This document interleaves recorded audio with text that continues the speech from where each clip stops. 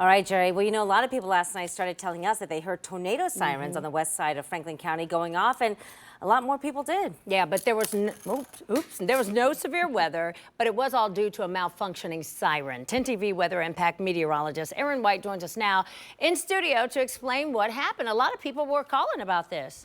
Yeah, definitely unexpected, catching a lot of people off guard, but thankfully, like you said, there's no severe weather. I was told that only one siren actually sounded Monday evening, and then although it may have sounded like multiple sirens due to some echoing going on, only one siren located on Sullivan Avenue actually experienced that malfunction. Now, emergency management was able to locate the siren, disable it, and get it back up and running. Normally across Franklin County, there's actually 198 sirens part of the outdoor warning system. Earlier today, I spoke with Jeff Young, Director of Emergency Management here in Franklin County, about that siren in question.